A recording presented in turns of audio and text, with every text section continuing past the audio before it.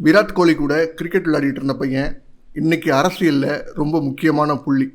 BJP, ஜேடியூன்னு மிகப்பெரிய கட்சிகள்லாம் தங்களது சவாலாக நினைக்கிற அளவுக்கு மிகப்பெரிய உயரத்தை எட்டிருக்காரு தேஜஸ்வி யாதவ். அப்படி என்ன பண்ணாரு? ஏன் பிஜேபியும் நிதிஷ்குமாரோட கட்சியும் பீகாரில் தேஜஸ்வியை கண்டா பயப்படுது அப்படிங்கிறத முழுமையாக அந்த வீடியோவில் பார்க்கலாம். கடந்த 2019 நாடாளுமன்ற தேர்தலில் பீகாரில் பிஜேபி 17 இடங்களை வெற்றி பெற்றுச்சு. நிதிஷ்குமாரோட ஜேடியு 16 இடங்களை வெற்றி பெற்றுச்சு. ராம்விலாஸ் பாஸ்வானோட எல்ஜேபி 6 இடங்களை வெற்றி பெற்றுச்சு. காங்கிரஸ் ஒரே ஒரு இடத்துல மட்டும் வெற்றி பெற்றிருந்துச்சு. பீகாரில் மிக முக்கியமான கட்சியான ராஷ்ட்ரிய ஜனதாதளம், லாலு பிரசாத் யாதவ் தலைமையிலான ராஷ்ட்ரிய ஜனதாதளம் கட்சி ஒரு இடத்துல கூட வெற்றி பெறலை. 2019 நடந்த நாடாளுமன்ற தேர்தலில் 2019 இதுதான் நிலை. அடுத்த வருஷமே 2020 மிகப்பெரிய கட்சியாக ஆர்ஜேடி வளர்ந்து வந்துச்சு. அதற்கு முக்கியமான காரணம் தேஜஸ்வி யாதவோட பிரச்சாரம். லாலு பிரசாத் யாதவ் மாட்டுத்தீவன ஊழல் வழக்கில் சிறையில் இருக்காரு. ஆர்ஜேடி அவ்வளவுதான், முடிஞ்சு போச்சு, இனிமே எதுவுமே பண்ண முடியாது, ஆர்ஜேடி மீண்டு எழவே முடியாது. ஏன்னா அவர் லாலு பிரசாத் யாதவ் ஒரு கரிஸ்மெட்டிக் லீடர். அந்த இடத்த வேற யாராலையும் நிரப்ப முடியாது. தேஜஸ்வி யாதவ்லாம் ஒண்ணுமே இல்லை, சின்ன பையன், அவன் விராட் கோலியோட கிரிக்கெட் விளையாடிக்கிட்டு இருந்த பையன், டெல்லி டேர்டெவில்ஸுக்காக ஐபிஎல் ஆடின பையன், விளையாட்டு பையன், அவ்வளோதான்.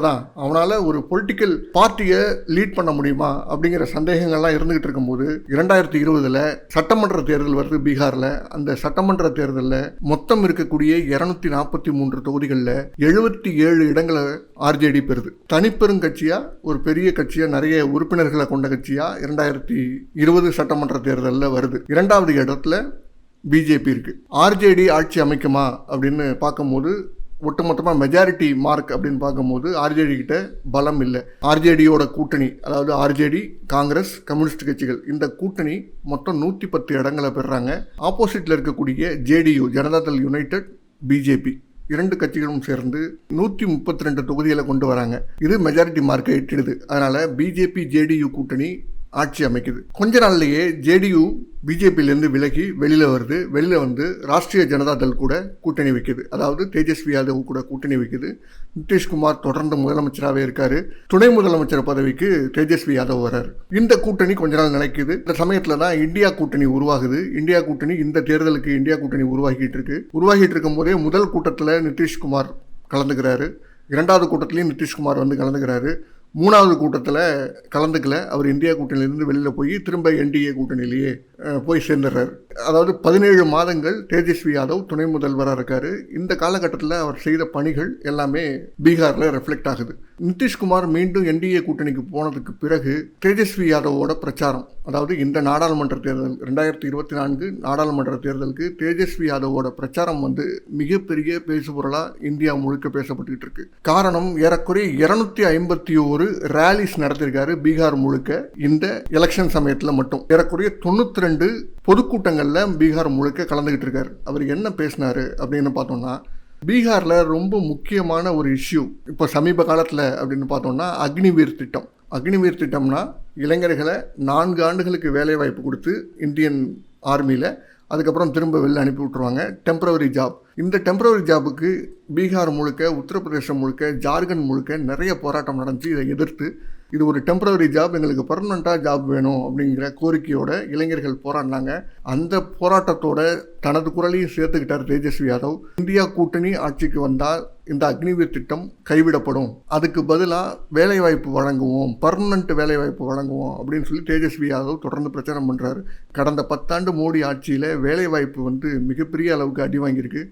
வேலை இல்லை மக்களுக்கு, இளைஞர்களுக்கு வேலை இல்லை, ஏஜ் ஆகிக்கிட்டே இருக்குது, ஆனால் வேலை கிடைக்க மாட்டேங்குது அப்படிங்கிற குற்றச்சாட்டு இருந்துக்கிட்டே இருக்குது. இந்த குற்றச்சாட்டுகளெல்லாம் தொடர்ந்து தேஜஸ்வி யாதவ் பீகார் மக்களிடையே, பீகார் இளைஞர்களிடையே கொண்டு போய் சேர்க்கிறாரு இந்த பிரச்சாரங்களின் மூலம். அடுத்தது 2வது மிகப்பெரிய இஷ்யூ அப்படின்னு பார்க்கும்போது விலையேற்றம். அத்தியாவசிய பொருட்களோட விலை ஏறிக்கிட்டே இருக்குது. கேஸ் சிலிண்டர் விலை ஏறுது. திடீர்னு தேர்தல் வருது அப்படின்னு தெரிஞ்சோடனே 200 ரூபாயை குறைக்கிறாங்க கேஸ் சிலிண்டருக்கு. இந்த மாதிரி இந்த விஷயங்கள் எல்லாம் தொடர்ந்து பீகாரில் தேஜஸ்வி யாதவ் பேசிக்கிட்டே இருக்கார். இது அங்கே இருக்கக்கூடிய இளைஞர்களை வெகுவாக கவர்ந்திருக்கு. தொடர்ந்து பீகாரில் நடக்கக்கூடிய தேஜஸ்வி யாதவோட பிரச்சாரங்களுக்கு இளைஞர்கள் பெருமளவில் கலந்துக்கிறாங்க.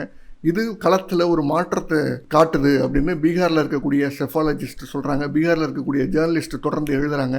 நிதிஷ்குமார் மேலே நம்பிக்கை இழந்துட்டாங்க மக்கள். அவர் அங்கேயும் இங்கேயும் தாவிக்கிட்டே இருக்காரு.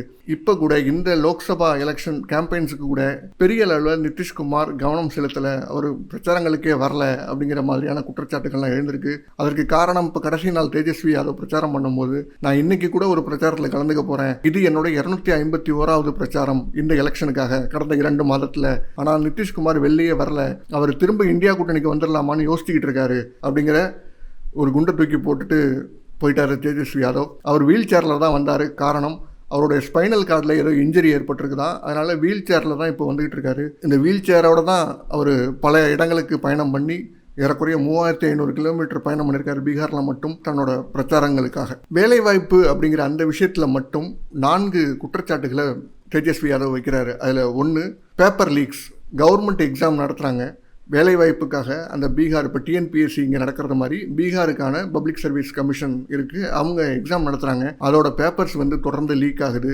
2வது, குறைவான எண்ணிக்கையிலேயே வேகன்சி அறிவிக்கிறாங்க. லட்சக்கணக்கில் இளைஞர்கள் வேலைக்காக காத்துக்கிட்டு இருக்கும்போது 60, 70, 100 அப்படிங்கிற மாதிரியான வேகன்சிஸை அறிவிச்சிட்டு அதுக்கு மிகப்பெரிய அளவில் இளைஞர்களை அப்ளை பண்ண வைக்கிறாங்க. இந்த மாதிரியான சூழல் இருக்குது. அது மட்டும் இல்லாமல் இன்னொரு பக்கம் பிரைவேட்டைசேஷனை அதிகரிச்சுக்கிட்டே இருக்காங்க. கவர்மெண்ட்டோட பப்ளிக் சர்வீசஸ் எல்லாமே வந்து பிரைவேட் கிட்ட கொடுத்துக்கிட்டு இருக்காங்க. இது ஒரு முக்கியமான காரணம் பீகார் இளைஞர்களுக்கு வேலை கிடைக்கல அப்படிங்கிறதுக்கு. 4வது, அக்னிவீர் திட்டம், ஏற்கனவே சொன்னது. இந்த 4 பாயிண்ட்ஸையும் ஃபோக்கஸ் பண்ணி தான் தேஜஸ்வி யாதவ் தொடர்ந்து பிரச்சாரங்களை மேற்கொண்டுகிட்டே இருக்காரு. அடுத்து பீகார்ல தேஜஸ்வி யாதவ் பண்ண இன்னொரு முக்கியமான சம்பவம்னு பார்த்தோம்னா கேஸ்ட் சென்சஸ். நிதிஷ்குமார் முதலமைச்சராக இருக்கும்போது தான் அந்த கேஸ்ட் சென்சஸ் வெளியிடப்பட்டது அப்படின்னு சொன்னாலும் தேஜஸ்வி யாதவ் தான் அதில் ரொம்ப முக்கியமான பங்கு வகிச்சிருக்காரு அப்படிங்கிற செய்திகள் வருது. தேஜஸ்வி யாதவோட முன்னெடுப்புல தான் அந்த கேஸ்ட் சர்வேவே பீகார்ல எடுக்கப்பட்டுச்சு. அந்த கேஸ்ட் சர்வேவின் அடிப்படையில் தான் பீகார்ல தேஜஸ்வி யாதவ் தங்களோட கூட்டணி கட்சிகளோட வேட்பாளர்களையும் நிறுத்திருக்காரு அப்படிங்கிற செய்திகளும் வருது. தன்னோட பிரச்சாரங்கள்ல ரொம்ப முக்கியமா அவர் சொல்றது வந்து மை பாப் அப்படிங்கிற ஒரு சொல். அது மை பாப் அப்படின்னா MYBAAP. ஆர்ஜேடிங்கிறது வந்து முஸ்லீம்களுக்கும் யாதவர்களுக்குமான கட்சி மட்டும் கிடையாது, இது பகுஜன்களுக்கான கட்சி, உயர் ஜாதியினருக்கான கட்சி, பெண்களுக்கான கட்சி, ஏழைகளுக்கான கட்சி அப்படிங்கிறத தொடர்ந்து தங்களோட பிரச்சாரங்கள் மூலமா பேசிக்கிட்டு இருக்காரு. இதுல ஒரு முக்கியமான யுக்தி தான் குஷ்வாகா அப்படிங்கிற ஒரு கம்யூனிட்டி. யாதவ் கம்யூனிட்டிக்கு அடுத்ததா மிக பெரும்பான்மையான கம்யூனிட்டி அப்படின்னு பார்த்தோம்னா இந்த குஷ்வாகா கம்யூனிட்டி. இந்த குஷ்வாகா கம்யூனிட்டியிலேருந்து பிஜேபி ஒரு கேண்டிடேட்டை கூட அறிவிக்கல இந்த லோக்சபா எலெக்ஷனுக்கு. ஆனால் இந்தியா கூட்டணி 7 கேண்டிடேட்ஸை அறிவிச்சிருக்காங்க. பெண்களில் ஒரு கேண்டிடேட்டை கூட பிஜேபி அறிவிக்கல, இந்தியா கூட்டணி 7 கேண்டிடேட்டை அறிவிச்சிருக்காங்க. இந்த மாதிரியான எல்லா கம்யூனிட்டிக்கும் ரெப்ரசன்டேஷன் கொடுக்குற மாதிரியான ஒரு திட்டத்தை தேஜஸ்வி யாதவ் கையாண்டிருக்காரு. அது களத்தில் நிதிஷ்குமாரை மிகப்பெரிய அளவில் பாதிக்கும். ஏற்கனவே அவர் மேலே நம்பிக்கை போயிடுச்சு. அதைத் தொடர்ந்து குஷ்வாகா கம்யூனிட்டி வாக்குகள் வந்து நிதிஷ்குமாருக்கு வழக்கமாக விழக்கூடிய வாக்குகள், அந்த நிதிஷ்குமாரோட வாக்குகளை பறித்து எடுத்துகிட்டு வரதுக்கு இந்த ஸ்ட்ராட்டஜி உதவும் அப்படின்னு பீகாரில் இருக்கக்கூடிய பொலிட்டிக்கல் அனலிஸ்ட் கருதுறாங்க. பீகாரில் இருக்கக்கூடிய இளைஞர்கள் மத்தியில் தேஜஸ்வி யாதவுக்கு தொடர்ந்து ஆதரவு பெருகிக்கிட்டே இருக்குது. நிதிஷ்குமாருக்கான ஆதரவு தொடர்ந்து குறைஞ்சிக்கிட்டே இருக்குது.